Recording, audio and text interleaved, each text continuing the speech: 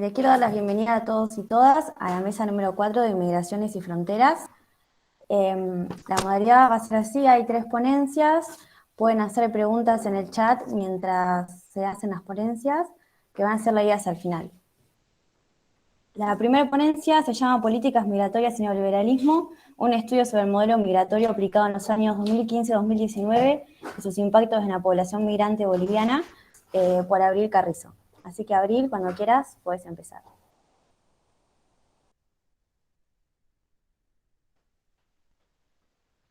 Bueno, buenas tardes a todos. Mi nombre es Abril, muchas gracias por venir y principalmente agradecer al comité organizador de este congreso y celebrar también esta instancia. Re importante y creo que una de las primeras, caminando un poco esta nueva normalidad, así que nada, también compartir un poco la alegría. Voy a pasar a compartir pantalla, así que bueno, espero que la tecnología acompañe. Y voy a dejar de verles, así que si quizás en algún momento me dejan de escuchar y alguien me quiere avisar, vendría genial. Bueno, para ir comentando también, este estudio o esta ponencia se enmarca en realidad de manera introductoria a mi beca de investigación, la cual recién inicia y de que también va a constar de mi tesis de grado.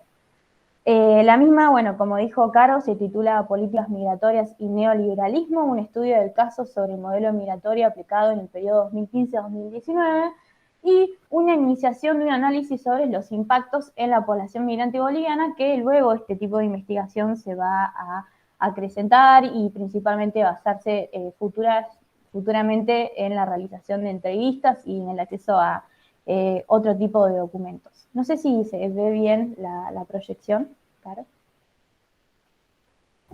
Sí, Abril, se ve. Buenísimo, muchas gracias. Bueno, principalmente para comenzar, es necesario quizás novedades en las que este estudio se basa y que hemos realizado y son necesarias para tener en cuenta a la hora de analizar las políticas migratorias, principalmente en América Latina. Una de ellas es que, si bien se va a basar primordialmente en los actores gubernamentales que generan la toma de decisiones, también se va a considerar a factores sociales y culturales que legitiman o rechazan los modelos migratorios aplicados por los gobiernos.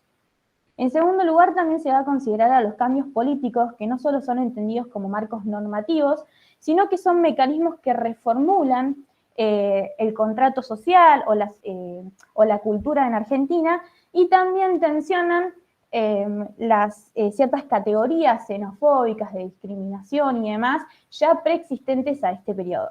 Y en tercer lugar, y quizás más importante, es necesario entender que las migraciones son un fenómeno con una dinámica totalmente autónoma y que la condición de irregularidad migrante, es decir, no tener los documentos legales que cercioran que uno puede residir en el país, en este caso el de Argentina, no son una condición, esta cuestión ilegal o irregularidad que se suele presentar, no son una cuestión natural de las migraciones, sino que son consecuencias de ciertas acciones normativas que generan los gobiernos y los estados, que priorizan algunas migraciones mientras que rechazan y castigan a otras.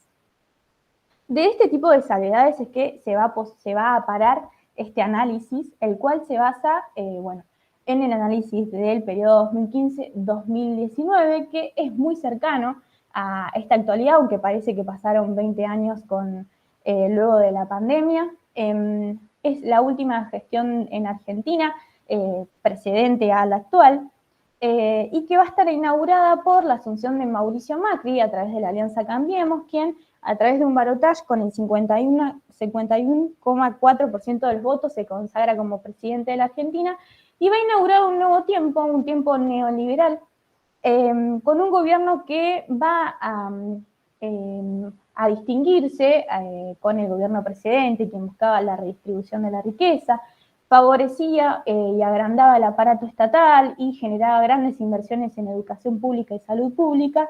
En el caso de Mauricio Macri va a crear una nueva relación entre Estado, sociedad y mercado, en el que el achicamiento del Estado será a través y en detrimento de las clases sociales, principalmente la clase media-baja y las poblaciones vulneradas. Dentro de las poblaciones muy vulneradas se encuentran las comunidades migrantes, y es por ello que también nos vamos a posicionar e intentar analizar de una manera totalmente acelerada este periodo y lo que significa el neoliberalismo en Argentina.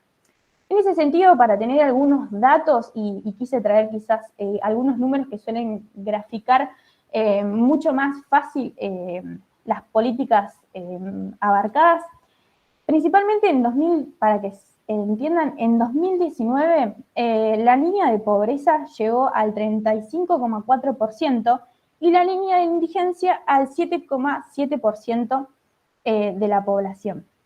En el caso de la inflación, Mauricio Macri deja al gobierno con un 52,8% de inflación y la tasa de desocupación en 2019 llegó al 10,6% y la deuda llegó a abarcar en el 2019 el 86% del Producto Bruto Interno de Argentina. Sobre estas bases es que quizás vamos a entender o a dimensionar cuáles son las implicancias que tiene y los impactos en la comunidad migrante, que eso lo vamos a detallar mucho más adelante, pero hay que entender que las poblaciones vulneradas, y entre ellas las poblaciones migrantes, la población y la comunidad migrante boliviana en específico en este estudio, tendrá grandes cambios respecto a este modelo. Y en este sentido, también es preciso destacar que esta nueva etapa neoliberal es caracterizada por un neoliberalismo tardío, van a hablar muchísimos autores y autoras, en el que, por ejemplo, Penchazade y García van a admitir que la pérdida de poder de los estados-nación para hacer frente a los grandes y profundos problemas que genera el capitalismo tardío es directamente proporcional a su remisión regresiva a una función policial pura para legitimarse.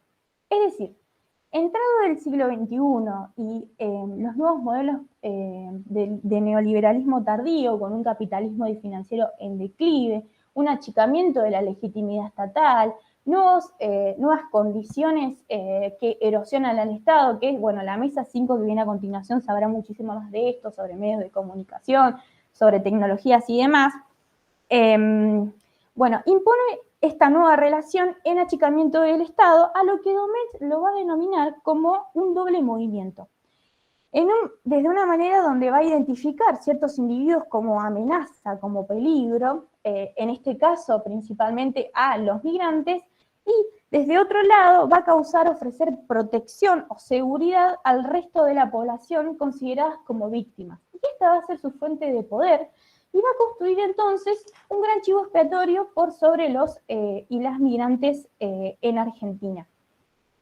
Bien, quizás ya entrando entonces y terminando esta acelerada caracterización de un periodo que generó muchísimos cambios en este siglo XXI en la Argentina, vamos a entrar a lo que significan las políticas migratorias en Argentina. A modo de introducción, es necesario también identificar qué tipo de rol cumple Argentina respecto a las migraciones. Tenemos grandes antecedentes históricos, desde las masivas migraciones ultramarinas en Argentina hasta la actualidad, donde somos actualmente el mayor destino migratorio de América Latina, y actualmente, según el INDEC, los y las migrantes en Argentina son más de 2 millones de la población. Digo, para entender también la dimensión, es decir, que las comunidades migrantes hasta pueden ser consideradas de las grandes minorías de la Argentina. Y por ello también la importancia en elegir el estudio de las políticas migratorias en Argentina. Bien, para entender un poco también este nuevo periodo, es necesario entender también los procesos históricos que precedieron a las políticas migratorias o al modelo migratorio neoliberal de Mauricio Macri.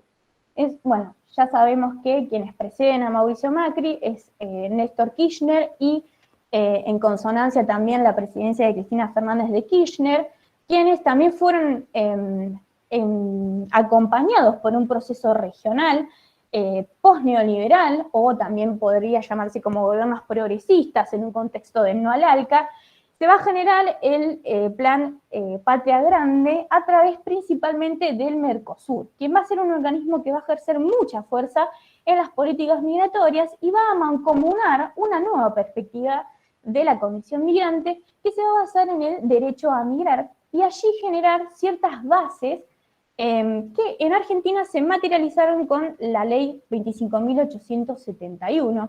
Y para resumir un poco de qué trata esta ley, en el artículo 4 menciona: el derecho a la migración es esencial e ineliable, qué mal que estoy, de la persona, y la República Argentina lo garantiza sobre la base de los principios de igualdad y de universalidad.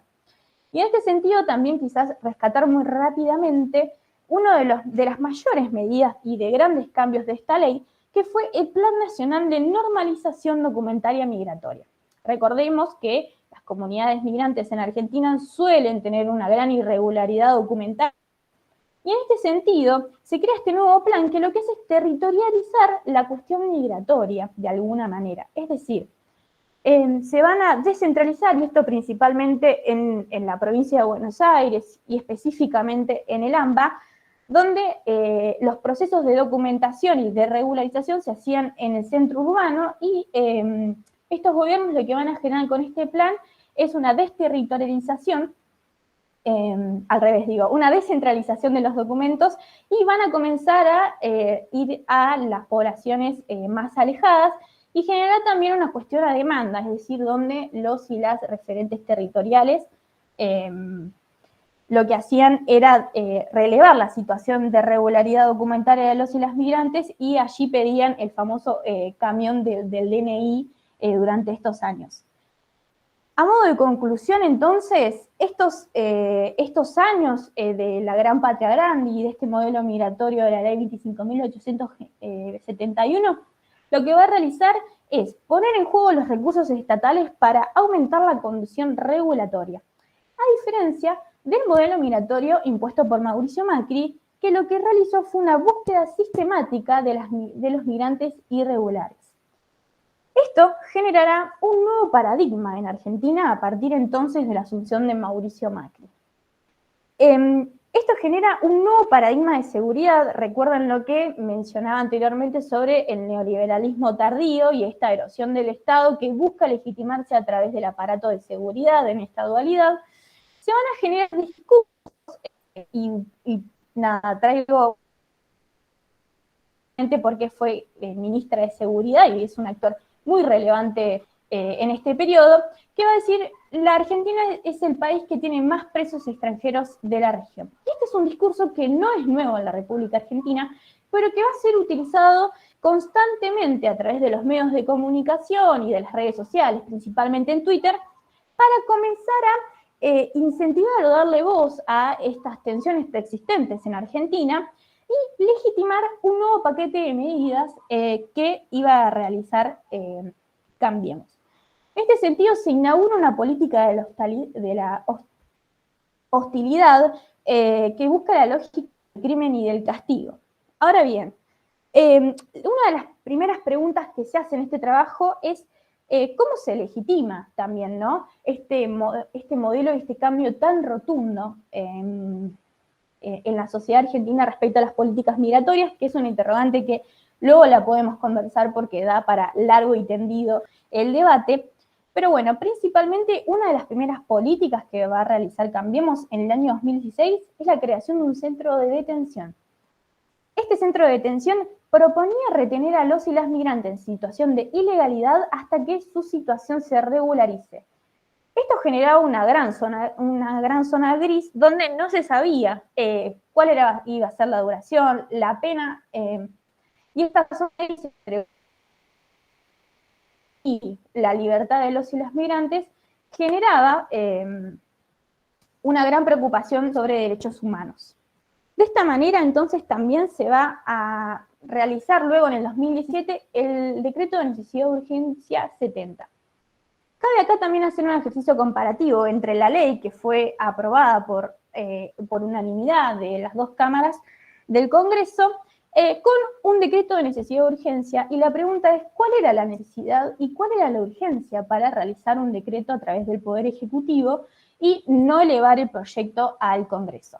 Supuestamente los argumentos, que fueron pocos, que dieron los actores gubernamentales fueron que en Argentina el 33% de los presos eran migrantes, a lo que Amnistía Internacional a unos meses larga un informe en el que declara que el Estado no brinda ninguna fuente que justifique los datos que aporta. Sus datos, dice, no son falsos, pero el Estado lo utiliza de manera tal que hace un uso indicioso y sesgado que no refleja la realidad. Y lo que Amnistía Internacional declara es que en realidad parece más una justificación al decreto de necesidad de urgencia que una base unificada con muchísimos datos y causas que justifican este tipo de decreto. Pero bien, dentro de este debate, el decreto de necesidad de urgencia igual se pone en juego y emerge un paquete de medidas, un gran paquete de medidas que va a generar amplias diferencias con la ley que estaba vigente hasta ese entonces. Va a generar principalmente tres cuestiones, tres instrumentos. Los controles de permanencia, los trámites de documentación regulatoria y los procedimientos de expulsión. En los controles de permanencia, claramente el Plan Nacional de Normalización que comentaba anteriormente se va a eliminar totalmente. Y no solo eso, trámite documentario, que quizás parece una cuestión muy administrativa, pero tiene mucho que ver porque muchos y muchas autores hablan de esto como un mecanismo de desgaste hacia la condición migrante, donde no solo se prolonga el documento, sino que se vuelve a centralizar en las ciudades y se genera ciertas etapas de esta documentación de manera virtual. Política que en este análisis, en este trabajo, se identifica como una política que evade totalmente una brecha digital que existe principalmente con estas poblaciones vulneradas y dentro de ellas las comunidades migrantes. También es preciso mencionar que se genera hasta un servicio tarifario para acelerar este proceso. También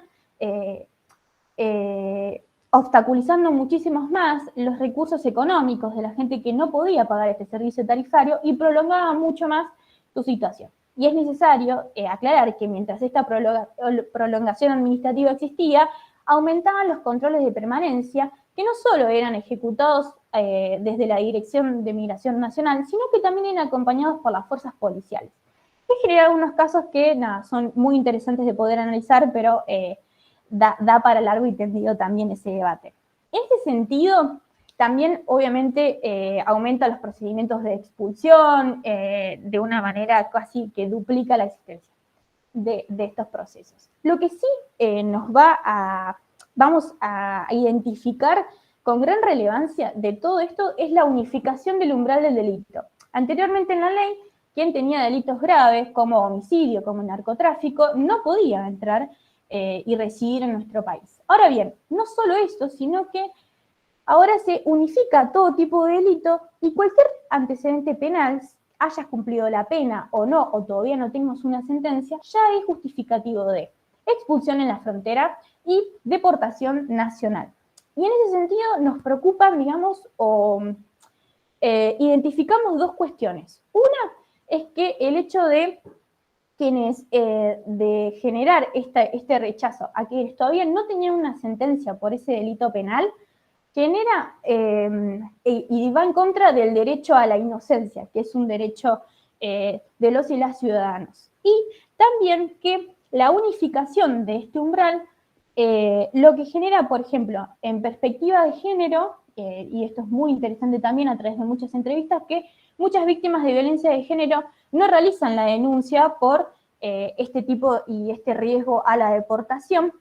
Y en segundo lugar es que no genera el derecho, por ejemplo, a la protesta. Es decir, que se deportó muchísimos migrantes por resistencia a la autoridad, que si bien es un delito menor, pero era justificación necesaria para ejercer una deportación o una expulsión, etc. Recordemos este periodo con una emergencia social dentro del XIX, donde existían protestas latentes. Por ejemplo, fue la reforma previsional donde se detuvo 5 compañeros y compañeras migrantes. Pero bien, ahora más avanzado y especificando ya también a modo de conclusión, vamos a ver los impactos en la comunidad migrante boliviana. Los y las migrantes bolivianos son la segunda migración más grande de Argentina. Primero es Paraguay, luego son los y las bolivianos en Argentina, que según el censo del 2010 son 345.272 migrantes, y estos mismos se encuentran principalmente la informalidad dentro del mercado de trabajo, se abocan en el sector textil, la construcción, la agricultura y los servicios domésticos. Ahora bien, no solo fueron víctimas de este nuevo DNU, donde se ejercieron muchísimos más controles de permanencia, sino que también fueron afectados por la tasa de desempleo, y claramente este tipo de políticas neoliberales, si bien tienen grandes repercusiones en la población, es necesario entender que la condición migrante vulnera aún más ese tipo de cuestiones económicas. Y por ello se identificó una dualidad de la lógica del rechazo para con la comunidad migrante. Por un lado, esta lógica de seguridad que ejerce a través de estos 3 mecanismos que mencionaba anteriormente, pero por otro lado, identifico una lógica económica del rechazo, un mecanismo económico que, por ejemplo, esto para dar un ejemplo, los y las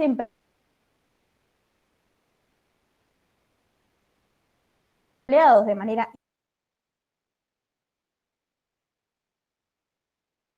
el gobierno de Mauricio Macri, el sector textil, la mayor competencia para que estas importaciones genera una mayor irregularidad y mayor explotación a una condición ya vulnerable por parte de los trabajadores bolivianos en este sector. Por ello, digo, y también ya más a modo de conclusión, perdone si me extendí, es necesario que desde las relaciones internacionales, también contextualizando en este congreso, identificar que la gestión de Mauricio Macri es un modelo neoliberal, pero tiene ciertas discrepancias y diferencias con el modelo neoliberal aplicado en la década de los 90, y es preciso que teoricemos este tipo de neoliberalismo tardío, porque tiene nuevas expresiones que son necesarias de abordar por la disciplina. Por último, también en este periodo 2015-2019 podemos visualizar que el vacío que deja el fin del Mercosur y también la poca injerencia por parte de la CELAC para, si bien hizo declaraciones sobre el derecho a migrar a través de su Comisión de Derechos Humanos, la poca emisión y que no logra suplantar la injerencia o la importancia del Mercosur en ese entonces, en el periodo precedente, genera un cierto vacío de poder que deja manos libres, se podría decir, a los estados latinoamericanos a crear modelos migratorios como ellos mismos desean. Bueno, y también, por último, entender esta cita que traigo a colación, que el decreto de necesidad de urgencia viene a convertir una xenofobia latente en nuestra sociedad en política de Estado, y eso es sumamente grave en términos de convivencia, integración y cohesión social. Bueno, y para ello, también a modo de crítica constructiva a nuestra disciplina, es necesario entender que el nuevo paradigma confirma la necesidad de introducir la perspectiva de clase en el análisis de las políticas públicas y principalmente en los modelos migratorios, para evidenciar estos mecanismos y discursos culturales, a través de los medios de comunicación, en el sector de la educación y en el sector de salud, para generar mayor igualdad o un estudio y un análisis mucho más especificado en esta problemática, que también llama a los y las estudiantes y profesionales de relaciones internacionales a trabajar en un... Así que bueno, muchísimas gracias por haberme escuchado, espero no haberme excedido el tiempo y bueno, estoy para lo que quieran conversar y bueno, muchas gracias. Muchas gracias, Abril, por tu ponencia. Fue muy clara y muy interesante sobre un tema que nos atraviesa mucho como región. Y ahora, en consonancia con lo que estuvo exponiendo Abril, viene la exposición que está titulada Políticas migratorias y neoliberalismo, sobre el caso de Argentina y Brasil, que van a exponer Serena Azcárate y Facundo Bucede, así que los dejo con ellos. Y les recuerdo que si tienen alguna pregunta pueden escribirla en el chat y al final de la exposición vamos a leerlas. Gracias. Bueno, hola a todos y a todas. No sé si me escucho bien, si se escucha claro. Bueno, muchas gracias principalmente a todos y todas por estar acá, por participar de esta mesa de ponencia. Bueno, como dijo acá Caro, vamos a estar presentando con mi compañera, con Serena, en consonancia con lo que decía Abril, el tema de las migraciones y políticas neoliberales, sobre todo en los casos de Argentina y de Brasil, en la región latinoamericana. Acá seré, no sé si podés presentar el presi que habíamos armado. Hola a todos y a todas, ahí voy a estar presentando.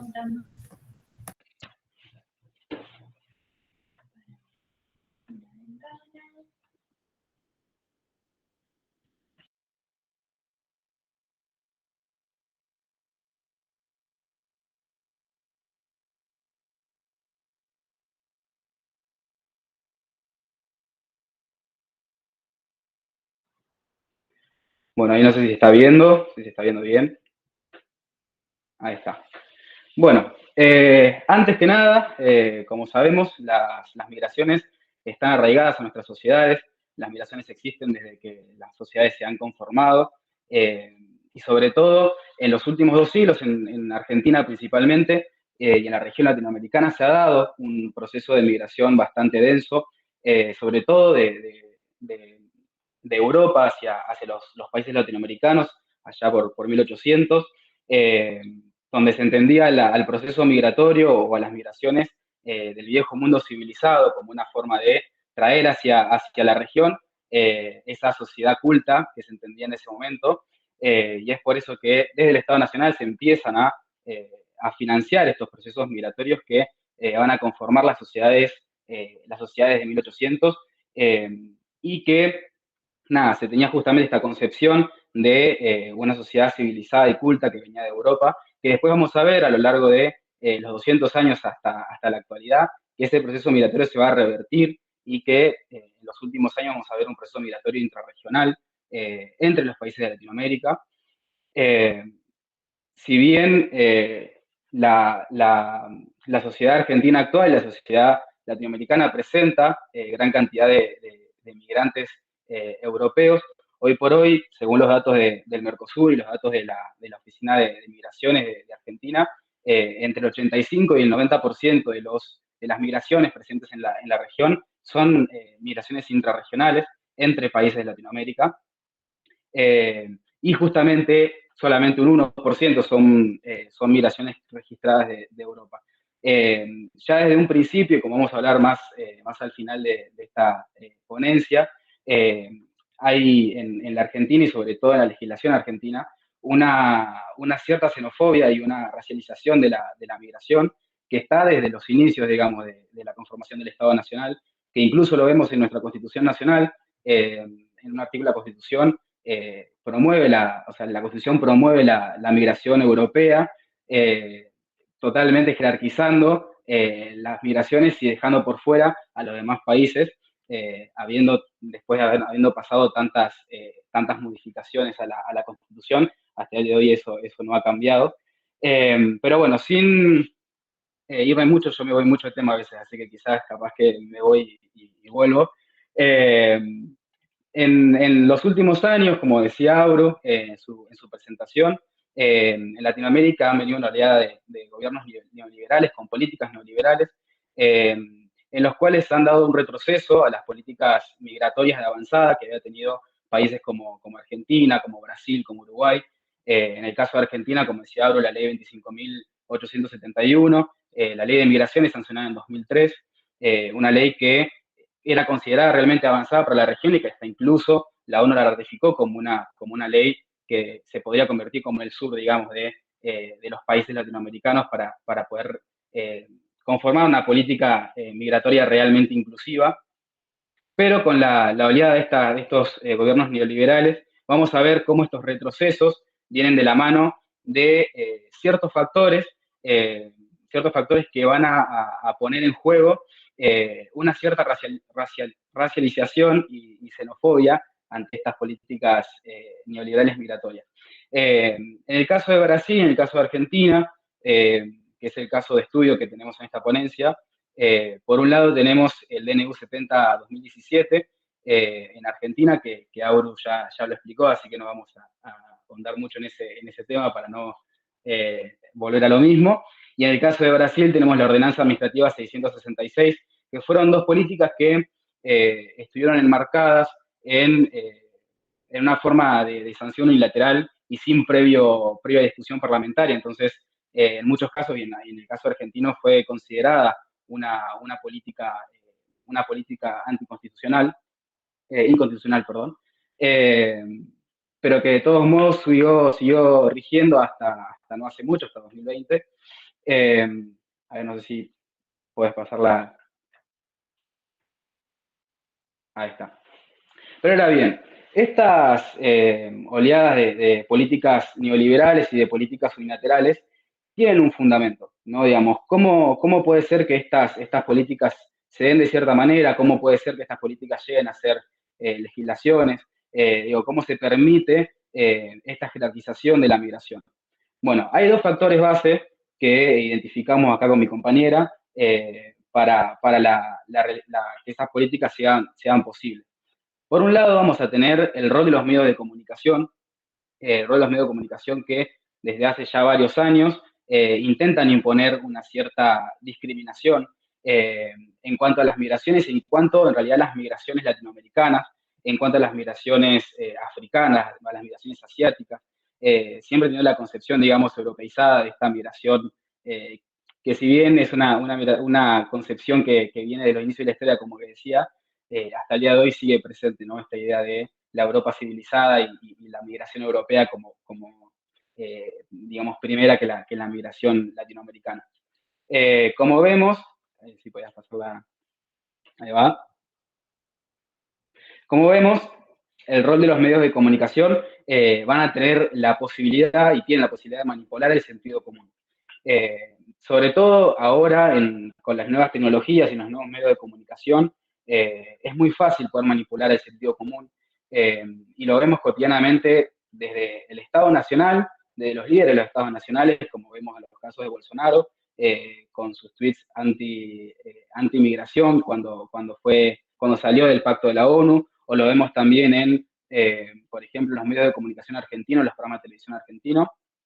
Y por otro lado vamos a tener el rol del Estado, que va a ser la base de la norma, digamos, ¿no? El Estado que impulsa este cambio en el paradigma de las políticas migratorias.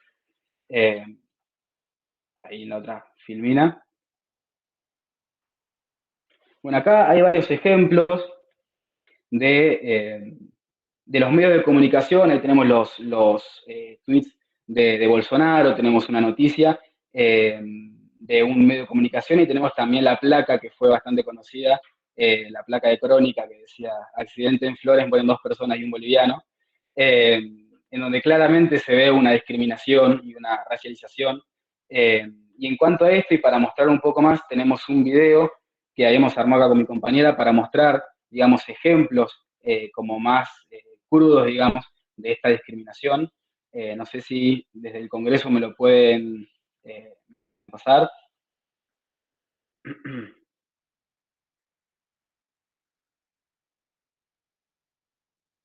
Sí, Facu, ahí lo estamos poniendo. Perfecto. Básicamente la idea del video, como vamos a ver, es mostrar algunos ejemplos que han tenido en la televisión argentina y algunos ejemplos de discriminación que se han materializado en actos de violencia, digamos, en esta forma de manipular el sentido común, cómo desde la televisión a los medios de comunicación llegan a materializarse realmente en ataques hacia personas migrantes que quizás nosotros que no vivimos en ciudades grandes, por lo menos en mi caso, que no vivo en una ciudad muy grande, no lo vemos muy cotidiano, pero en ciudades muy grandes sí se ven este tipo de discriminación y esta violencia quizás más a menudo. Y acá en este video es un ejemplo de eso. A ver si ahí lo pueden reproducir.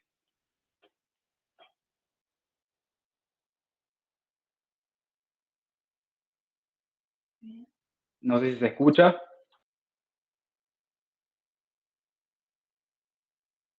No, no se escucha, Facu, están silenciados. Perfecto. Bueno, no sé si se podrá... Ahí lo estamos solucionando. Perfecto. Bueno, de última, seguimos con la ponencia. A ver si se puede.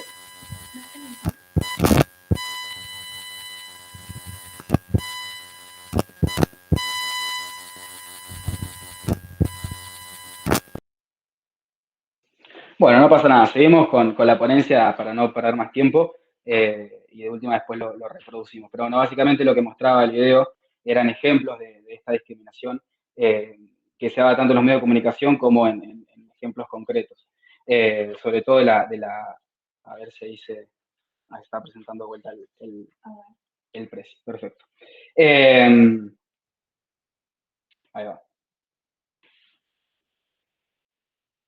Bueno, en cuanto a lo que hablábamos del rol del Estado, sobre todo en la política del gobierno de Cambiemos a partir de 2015, se va a dar un cambio de paradigma, entender las políticas migratorias, que va a pasar desde los derechos humanos, como se tenía previsto en la antigua ley, y sobre todo a partir de 2003, que pasa a ser una perspectiva de derechos humanos a una perspectiva de seguridad nacional, digamos, esta idea de un peligro para la nación, el hecho de que entren inmigrantes hacia el territorio argentino, y ante eso poner trabas y poner cada vez más trámites burocráticos para que las personas no puedan ejercer sus derechos, ¿no? Desde el principio se propone una propuesta de campaña a partir de 2015, que es esta idea de terminar con el narcotráfico y terminar con la inseguridad y el terrorismo. Y en base a esto, se va a entender a la migración justamente como un problema económico, por un lado, y como un problema de seguridad. Por un lado, el problema económico se va a entender a decir, bueno, vienen hacia Argentina y Argentina tiene que invertir en esos inmigrantes, y Argentina tiene que invertir en esas personas para que, y este mito que se crea de robarle el trabajo a la gente nacional, robarle los puestos a las personas que viven en Argentina. Y por otro lado se va a poner esto de la cuestión de seguridad, ¿no? De estas redes de narcotráfico y de entender a la gente migrante como personas peligrosas que vienen a Argentina a generar, digamos, una inseguridad y a vender droga en los barrios populares y demás, que se implantó mucho, sobre todo en los últimos años y que hasta el día de hoy sigue estando. Y que, bueno, justamente el video también un poco mostraba eso, que si después lo podemos reproducir estaría joya. Y, a ver, en la otra, ahí está. Y bueno, en base a esto que venía hablando sobre este cambio de paradigma que se da, que pasa del entendimiento de los derechos humanos o de las migraciones sobre los derechos humanos hacia, al entender como un problema, entender las migraciones como un problema de seguridad nacional, es donde se sustenta el DNU 70-2017, que es como mencionaba Abru, y yo acá marqué dos cuestiones particulares. En un primer párrafo está sacado del DNU, el decreto de necesidad de urgencia, en donde al principio se pone una serie de supuestos en los cuales el decreto se sustenta, digamos.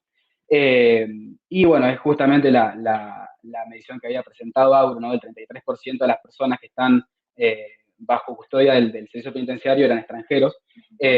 Y bueno, cuando después se demostró que esto era inconstitucional y se mostraron otros datos que estaban, digamos, evidenciando que estaban sesgados, bueno, claramente se vio que era un dato erróneo y que al mismo tiempo estaba constantemente marginalizando a las personas migrantes y que ponían en ese papel de migrantes peligrosos, digamos. Y bueno, como para finalizar en el caso argentino, ahora la dejo a mi compañera que ahora va a hablar sobre el caso brasilero, que es un caso bastante parecido y que está muy relacionado con la forma, principalmente la forma en la que se dan estos procesos legislativos de manera unilateral y sin discusión parlamentaria previa. Bueno, gracias Facu. Yo voy a estar transmitiendo el precio, así que bueno, me avisan si se escucha mal o cualquier cosa por el chat de última.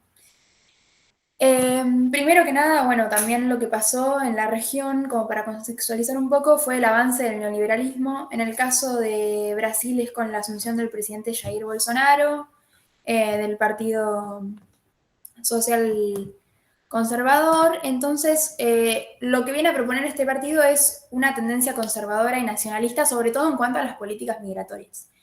Jair Bolsonaro, bueno, y esta etapa para la política migratoria brasileña tiene dos patas, igualmente que lo que pasó con Argentina: el gobierno y los medios de comunicación. En el caso del gobierno, salen la ordenanza 666, la portaria 770, que es como un decreto, y la salida del pacto de la ONU. Lo mismo, para legitimar estas acciones y no tomar medidas arbitrarias, se buscó, digamos, una parte de la legitimación de la población mediante discursos que asociaban a la migración con la seguridad o la inseguridad nacional. Esto es muy evidente porque, por ejemplo, el decreto 666 lo saca el ministro Moro, que es ministro de Justicia, no, de Seguridad, perdón, es ministro de Seguridad. Entonces, digamos, ¿por qué un ministro de Seguridad es quien dicta la política migratoria de un país? Y además también porque esto no se eleva al Congreso, digamos, ¿no? De nuevo, esta forma de arbitrariedad. Además, otra cosa que generó controversia en el momento es, bueno, ¿qué necesidad o qué situación particular de emergencia tuvo o dio la necesidad a sacar estos decretos que efectivamente tratan a las personas extranjeras como peligrosas, o sea, hasta en su redacción, digamos, explícitamente? Voy a ser muy breve porque estamos cortos de tiempo, me acaban de avisar, por eso voy a tratar de ajustarme al tiempo. Luego, con la salida del pacto de la ONU, lo que sucede es que el gobierno de Bolsonaro le da un guiño a la política de Estados Unidos. De hecho, luego de salir, dan una conferencia en conjunto con el canciller estadounidense, donde de nuevo se busca criminalizar a las personas migrantes y se va en contra de las políticas que priorizaban los derechos humanos que se habían logrado con Michel Temer y con Lula da Silva, sobre todo a través del fortalecimiento de los procesos de integración de América Latina, de los que también hablaron mis compañeros y Abru antes. Después, paren que estoy tratando de pasar al mismo tiempo. En cuanto a los medios de comunicación, se utilizaron los medios de comunicación hegemónicos que tienen relaciones cercanas al gobierno y a las principales empresas, mediante titulares y noticias muchas veces amarillistas que lo que destacan son noticias de personas migrantes que habían cometido delitos. Y acá se pone en juego una doble consecuencia para las personas que migran. Primero, que a través de estas nuevas legislaciones, la gente o la opinión pública da por supuesto que para llegar al país tuvieron que incumplir alguna norma o alguna ley del país. Esa es la primera consecuencia. La segunda consecuencia negativa que tiene para estas personas es que se asume que también van a cometer otros actos delictivos una vez que lleguen al país. Y esos actos delictivos van a ser juzgados con más profundidad que un acto delictivo de una persona que reside y que es natural de Brasil en este caso. Entonces se los somete a este doble juicio en donde se supone que ya cometieron un delito y que van a seguir cometiendo delitos.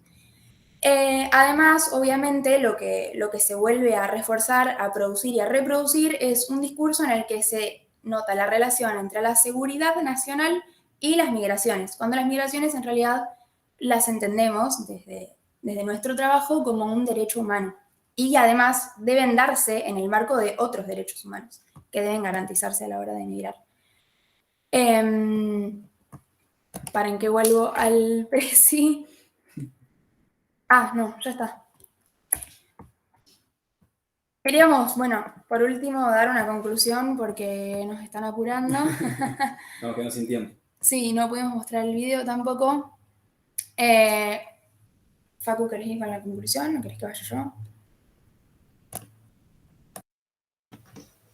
Bueno, sí, bueno, básicamente, como una forma de conclusión, así como para cerrar un poco, lo que nosotros al hacer el trabajo y al investigar varios medios de comunicación y sobre todo al ver los supuestos que se pusieron para efectuar dichas legislaciones, fueron en base a esta criminalización de los migrantes, ¿no? Y esta forma de entender al grupo migrante como un peligro para la sociedad y que ese peligro se manifiesta sobre los medios de comunicación.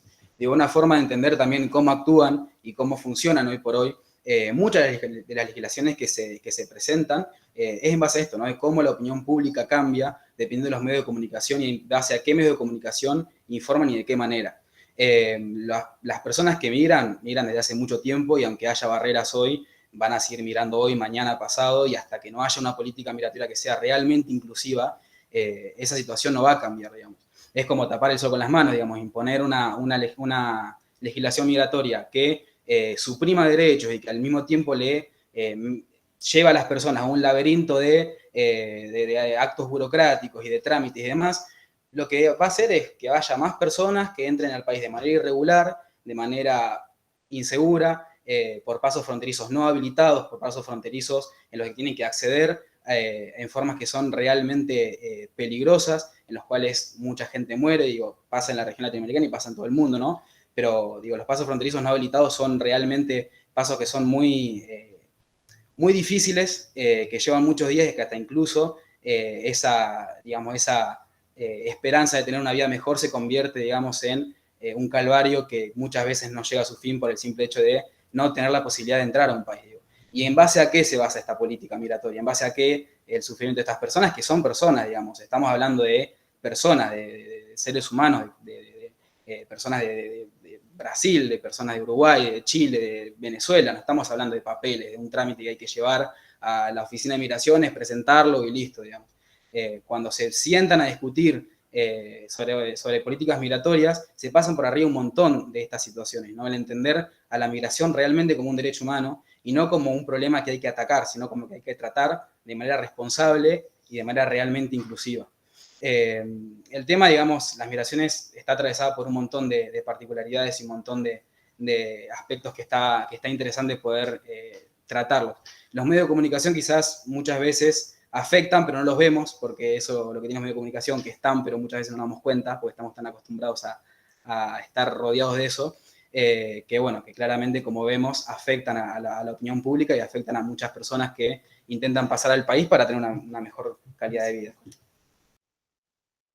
Quería agregar algo cortito, que es que, bueno, obviamente nuestra conclusión es reivindicar las migraciones como derecho humano, y cuando yo me refiero a también en el marco de los derechos humanos, no solo preservando la integridad física y material de las personas que migran, sino también sus derechos a ejercer su cultura, a hablar su idioma, a no imponerles no realizar imposiciones culturales y, bueno, a comprender la integralidad de las personas que deciden migrar, sobre todo en América Latina, que es la región que hoy en día habitamos.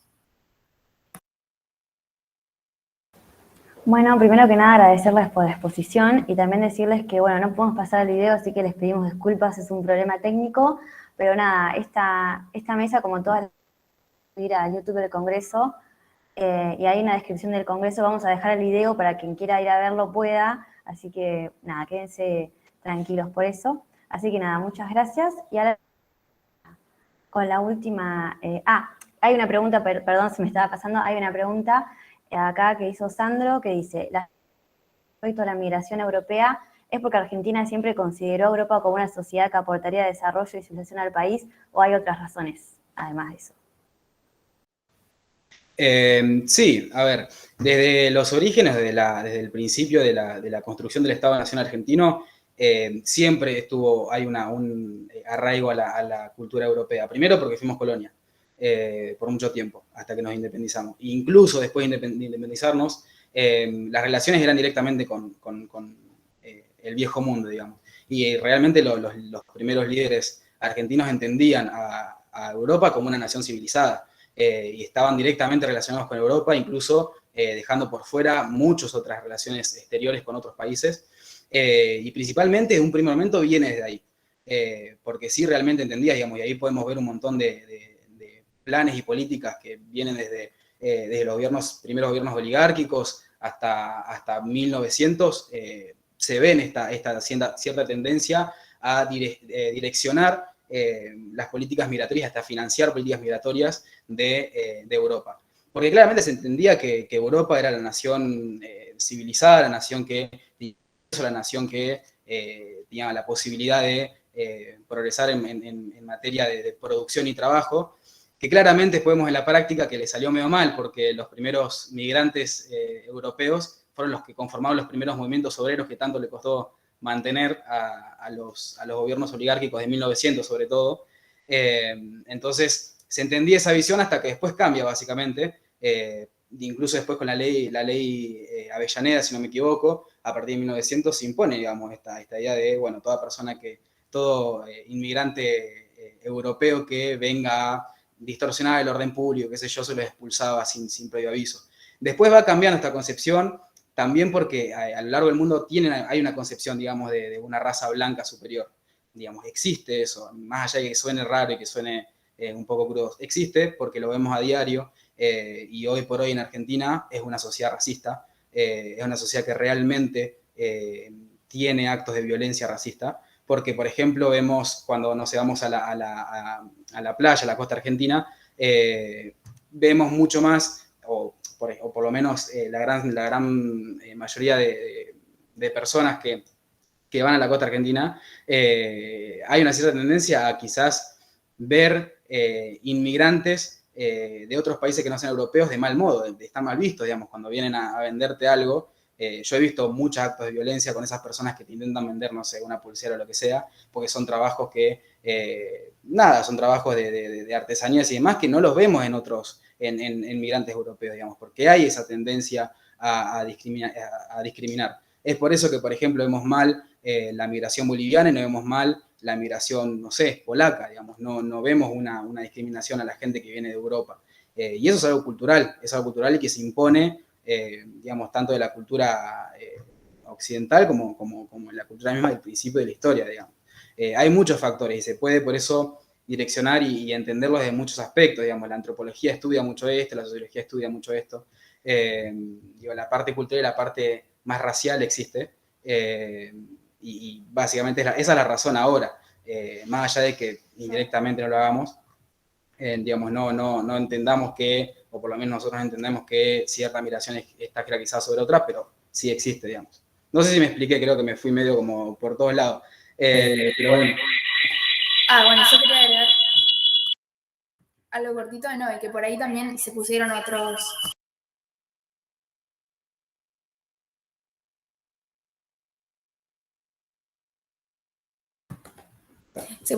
factores en juego. Por ahí hay que tener también en cuenta el contexto histórico en el que se dieron las migraciones europeas hacia Argentina, de las guerras en Europa y de la necesidad de mano de obra acá. Digo, no es solo el aspecto cultural, sino también hay que tener en cuenta el aspecto político y económico que tuvieron en juego, respondiendo bien a tu pregunta, Sandro. Sí. No, igual tiene razón Facu en todo lo que dijo, obviamente estoy de acuerdo, pero digo, también pueden pensarse otros motivos políticos y económicos, y sobre todo la política exterior argentina en ese momento. Bueno, chicos, muchas gracias a los dos por responder la pregunta. Ahora vamos a la próxima exposición, que está titulada Narcotráfico y trata de personas, dos fenómenos que se entrecruzan en las fronteras latinoamericanas. Y van a exponer María Isabel Arana, María Clara Mazzulli y Pilar Pérez Díaz. Hola, buenas. Tengo que presentar, ¿lo puedo hacer o tengo que tener algún tipo de autorización? No, podés presentar, no hay problema. Gracias. A ver. Bueno, mientras Pili va poniendo la presentación, ¿cómo están? Yo soy Clara. Esta exposición, esta investigación la hicimos en el marco de Ser Joven, en el observatorio o en el grupo de estudios sobre género. Y nada, justamente vamos a tratar el narcotráfico y la trata de personas, específicamente en la triple frontera entre Argentina, Brasil y Paraguay. Así que, Pili, si querés arrancar. Bien, ahí se ve porque yo no puedo ver. Se ve perfecto, cualquier cosa te avisa. Bien, perfecto. Bueno, teniendo en cuenta el tiempo y demás, voy a primero pasar a contar el objetivo del trabajo. Básicamente lo que quisimos hacer fue explorar las complejidades que subyacen a la relación de estos dos fenómenos que recién dijo Clary, el tráfico de estupefacientes y la trata de personas, cuya relevancia radica en que son 2 de los 3 negocios ilícitos más lucrativos a nivel mundial y que, digamos, trazan su mapa por la triple frontera argentina, paraguaya, brasilera, ¿no? Asimismo, esto lo hicimos atendiendo al enfoque de género y en particular tomamos el concepto de interseccionalidad del enfoque decolonial, que nos permite entender, digamos, estos fenómenos partiendo de que hay algo que subyace a ellos, y esto nos pareció fundamental, que hay formas de opresión, digamos, contra un colectivo específico que se reflejan, digamos, en estos dos fenómenos. Bien, antes de abordar el caso de la triple frontera, que lo van a hacer mis compañeras, nos pareció relevante traer a colación dos cuestiones. Por un lado, digamos, la necesidad de remarcar o resaltar ciertas cuestiones del enfoque de género, y por otro, resaltar la complejidad del mapa o del esquema geográfico, digamos, del narcotráfico y la trata de personas en las que se inserta, digamos, la triple frontera. Bien, el enfoque de género. Por un lado, digamos, vamos a trabajar esto, que se presenta como fundamental en el estudio de las relaciones internacionales, porque proporciona, digamos, un lente que nos permite visualizar la realidad o aprenderla, ¿no?, con H de mejor manera. Y también nos parece fundamental porque durante la investigación somos, digamos, en serie somos estudiantes de diversas nacionalidades y nos dimos cuenta que en nuestros estudios había una necesidad por profundizar muchísimo más esto. En particular, al abordar la trata de personas y el narcotráfico en la triple frontera, nos sorprendimos respecto a la falta de bibliografía que habría sobre el tema. Entonces, lo que más o menos hicimos en el trabajo que vamos a presentar hoy es una aproximación, digamos, a esta problemática desde el enfoque de género, o al menos, digamos, un intento de aporte teórico-metodológico que capaz que puede ser engorroso, pero que nos parece sumamente necesario y más traerlo hoy. Así que, nada, en primer lugar, bueno, y estos van a ser, digamos, una serie de puntos concatenados, que eso no es menor, digamos, ¿no?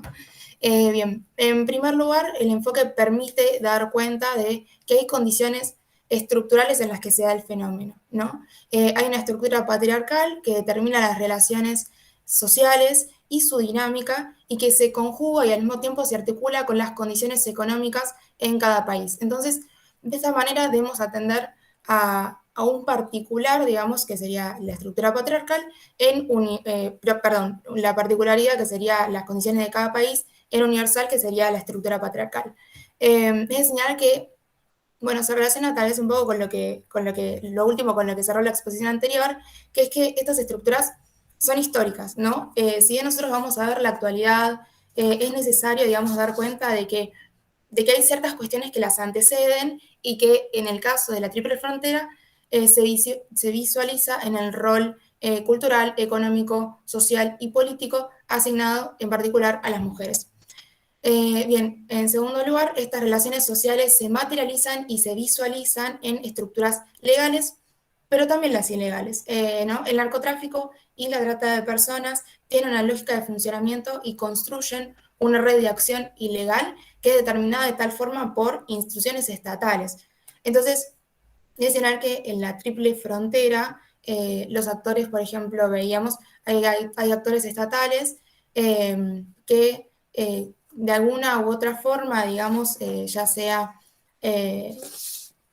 digamos, inaccionando o accionando, contribuyen o son cómplices de los dos fenómenos a estudiar. Entonces, vemos algo bastante claro, que hay mecanismos legales, pero también ilegales, que reproducen una vulnerabilidad histórica.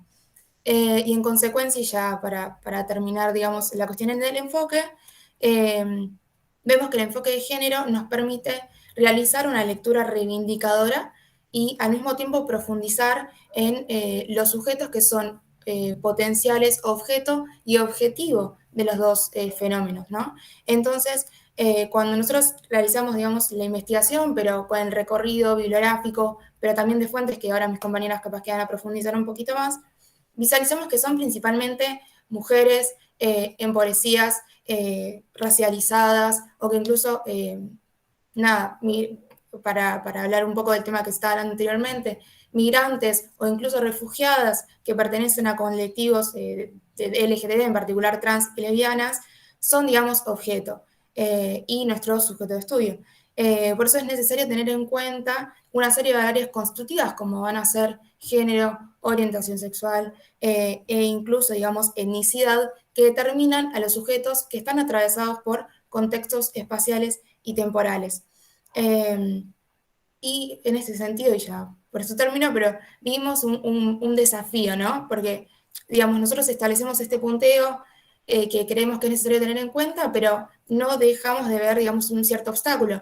Y esto se refiere a que, por un lado, digamos, es muy difícil, digamos, llegar a las vivencias de estas mujeres, y, digamos, hay que tenerlas en cuenta, hay que tener en cuenta a las mujeres que están en situaciones potenciales de redes de trata en la triple frontera, pero al mismo tiempo debemos evitar caer en, o sea, realizar una práctica investigativa de crear víctimas imaginadas, ¿no? A pesar de este obstáculo metodológico, sí creemos que es fundamental para el estudio de la triple frontera el enfoque de género. Bien, y por otro lado, tenemos la complejización del mapa de narcotráfico y la trata de personas, principalmente porque entendemos que estos dos fenómenos se marcan en dinámicas globalizadas. Pero al estudiar puntualmente el Cono Sur, dimos cuenta, digamos, de que había ciertos países en la región que influían, o sí, influían cultural y comercialmente en los flujos que se dan en la triple frontera, y por eso, digamos, decidimos investigar o ahondar un poquito más en el caso del Estado Plurinacional de Bolivia, como creo que lo están viendo, que básicamente nos llamó la atención o lo seleccionamos porque es el centro de producción y distribución de narcóticos en la zona, ocupando, digamos, un lugar preponderante en la región. El narcotráfico en esta región, en este país, habita una zona gris, oscilando entre la legalidad y la ilegalidad, a partir de que lo central de la producción es la producción de la hoja de coca, ¿no? Que es considerada, y esto no es menor, que es considerada un cultivo ancestral. Y esto deviene, digamos, en que haya control, pero no necesariamente sea o no coincida, digamos, con el de la región. Los grupos que desarrollan, digamos, estas producciones lograron una gran capacidad económica, son grupos, digamos, de crimen organizado, superando el narcotráfico e integrando la trata de personas. Una de las principales vías de traslado de personas es el cruce ilegal de fronteras, que coincide con el del tráfico de estupefacientes, que evitan, digamos, el control territorial y consolidan tal comercio en poblaciones fronterizas y, como ya he sabido, digamos, atravesando la porosidad fronteriza.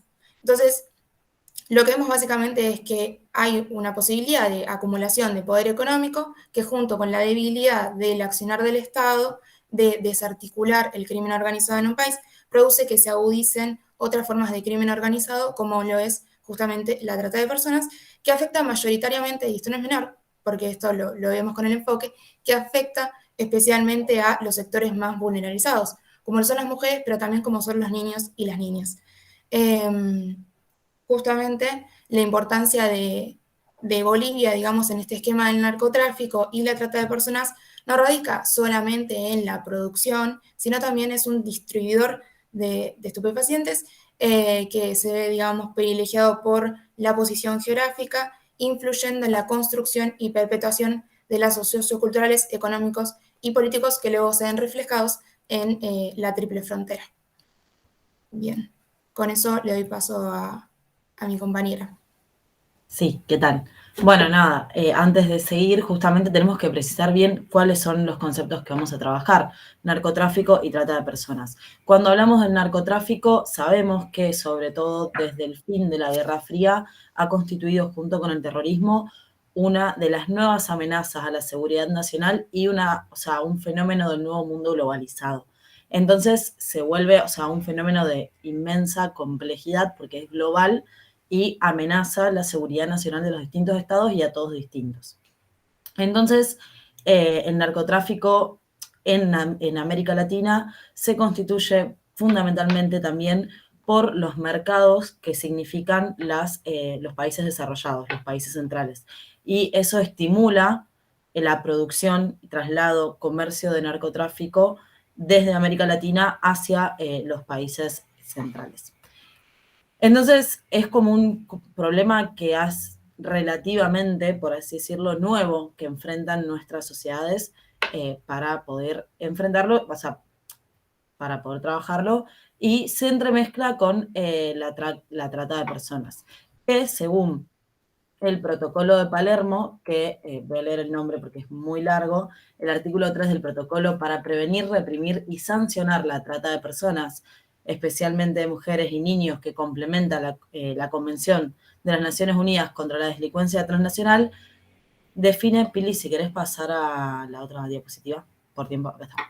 Define la trata como la captación, el transporte, el traslado, la acogida o la recepción de personas, recurriendo a la amenaza o al uso de la fuerza u otras formas de coacción, al rapto, fraude, engaño, abuso de poder o de una situación de vulnerabilidad, o a la concesión o recepción de pagos o beneficios para obtener el consentimiento de una persona que tenga autoridad sobre otra, con fines de explotación.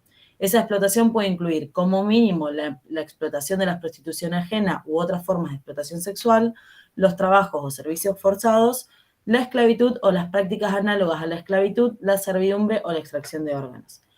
Es decir, de esta definición de trata de personas, que no es lo mismo que el tráfico de migrantes, son dos conceptos que muchas veces se usan como iguales, pero no significan lo mismo, podemos obtener la idea de que se trata de un fenómeno multicausal, donde podemos, o sea, las funcionalidades o los objetivos para los cuales son captados las víctimas son disímiles y son diferentes.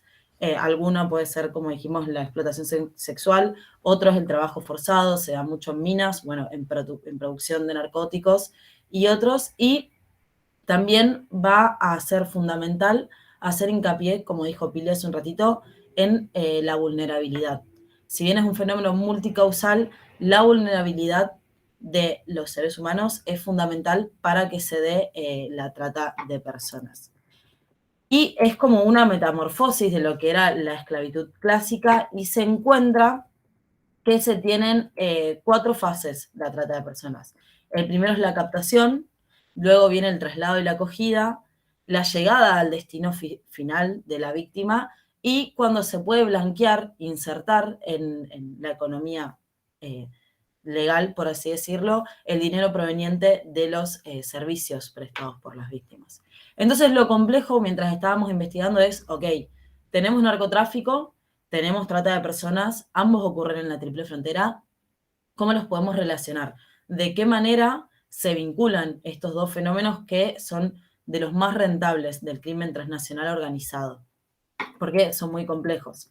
Y siguiendo a Sampó, en 2017, lo que podemos ver es que la trata de personas genera grandes ganancias para las organizaciones criminales. ¿Por qué? Porque una misma persona puede ser vendida varias veces, o sea, puede ser víctima de trata varias veces para distintos fines.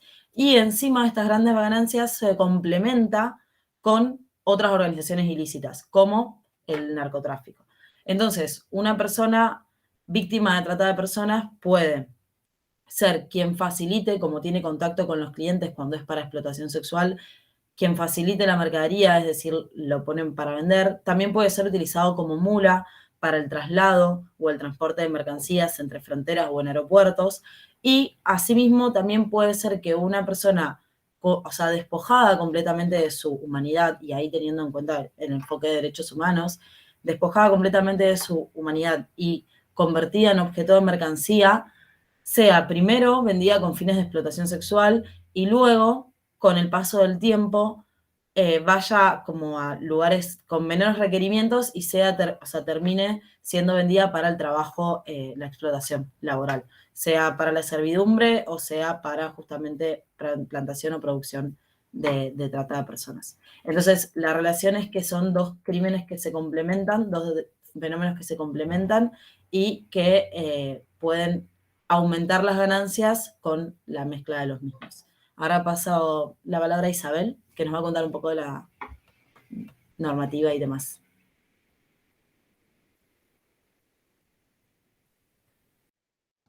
Isabel. Hola, buenas tardes a todos. Pili, por fin, ¿me puedes pasar la siguiente lámina? Gracias. Bueno, quiero comentarles un poco sobre el auge de la triple frontera. La triple frontera nace en Argentina, Brasil y Paraguay. Estos son 3 países limítrofes ubicados en América del Sur. Esta zona se le conoce como la triple frontera y es conocida como una de las zonas más comerciales del continente. Para la década de los 90, la triple frontera empezó a conocerse como el nido de terroristas, ya que a través de sus ríos y selvas se desplazaba todo este tipo de tráficos ilícitos que iba desde drogas y armas hasta el tráfico de mujeres y niños.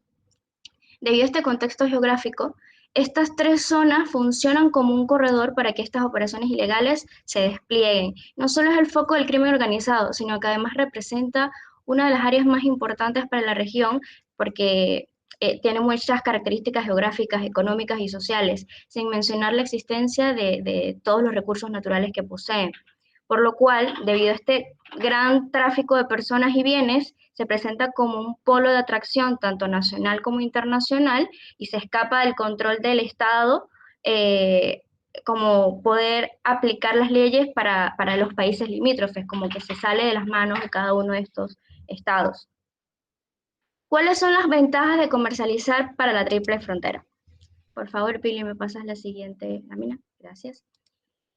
Esta relevancia se debe a una combinación de aspectos que le permite a este territorio poder expandirse cada vez y cada vez más, como por ejemplo los procesos migratorios, la globalización, el constante cambio de las sociedades, sumado al hecho de que siempre se necesita consumir algo y que mientras existe una demanda siempre va a haber una oferta y muchas veces esta no va por la vía legal, por lo cual genera un auge comercial constantemente. Debido a los puentes internacionales en las fronteras, se favorece la fácil adaptación entre las redes criminales y el crecimiento comercial de estos, lo que hace más sencillo el intercambio, que tanto las organizaciones criminales como los habitantes de la triple frontera pasen de un lado a otro sin ser detectados. Es más, son tales las relaciones que se crean a lo largo de este tipo de trabajo que el hecho de permanecer o vivir, conocer muy bien una de las zonas o cada una de las zonas, le otorga una ventaja extra, porque a la hora de comerciar ya saben en qué momento se hacen los controles, cuánto dura, quién controla la situación, entonces ayuda a acceder a la información relevante para poder traficar estupefacientes o personas, haciendo que cada vez estas redes comerciales se extiendan cada vez más. Por otro lado, quería comentarles un poco sobre la normativa vigente, la normativa internacional vigente, ya que la Convención de las Naciones Unidas contra la Delincuencia Organizada Transnacional y sus protocolos, ante la acción de estos fenómenos, la comunidad internacional demostró abordar esta problemática mundial definido como si la delincuencia atraviesa las fronteras, asimismo lo haría la ley. Sin embargo, estos protocolos están vinculados tanto al tráfico ilícito de migrantes como a la trata de personas, especialmente a mujeres y niños que son sometidos a la explotación y a trabajos forzosos. La Organización de las Naciones Unidas establece diversos protocolos para proteger a las víctimas de trata. El más relevante es el protocolo para prevenir, reprimir y sancionar la trata de personas, especialmente mujeres y niños, ya que vela por la integridad e impunidad de quien cometa el delito de la trata de personas.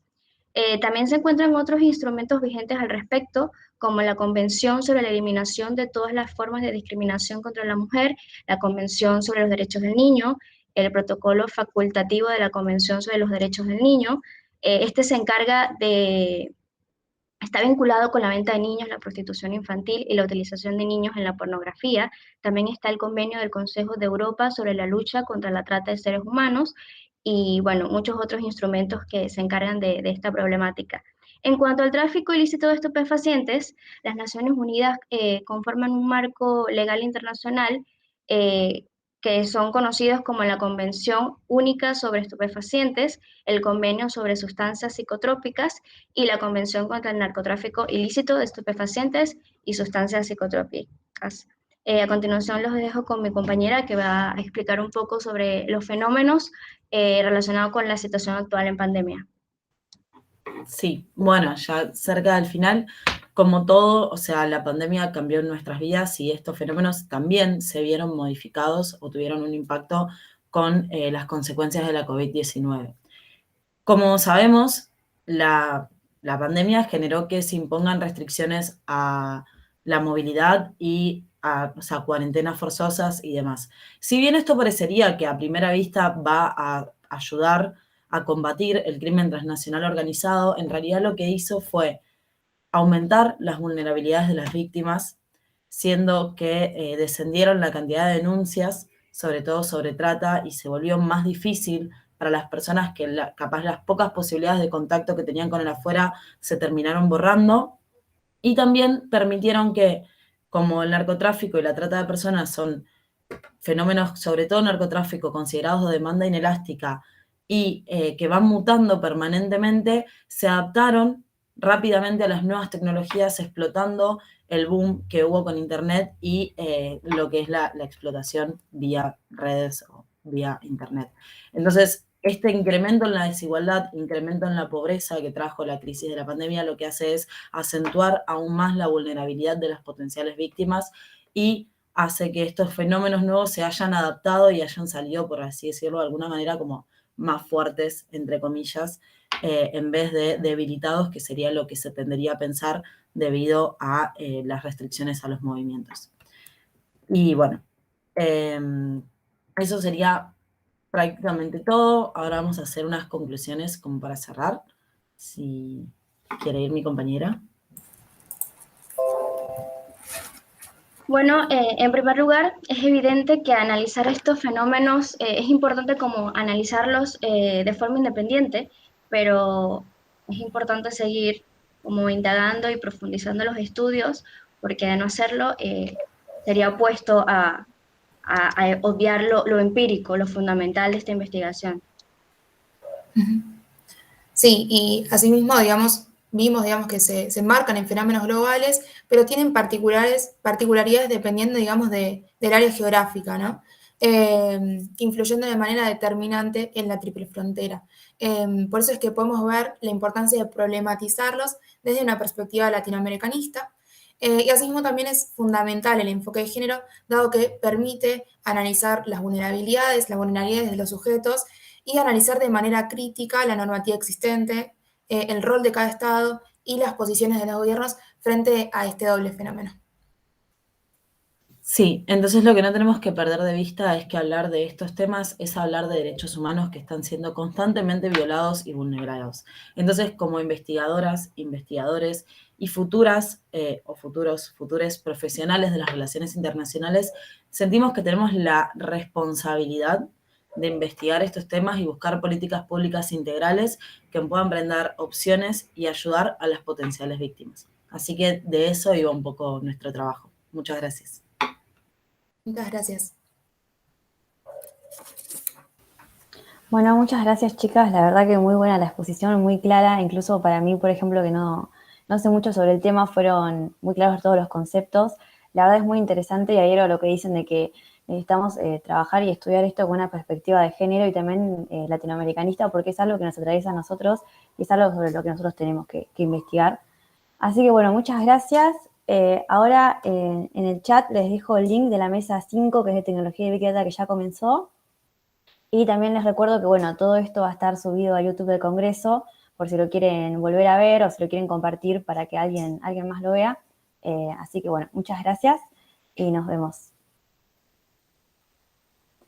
Chao, gracias. Gracias, hasta luego.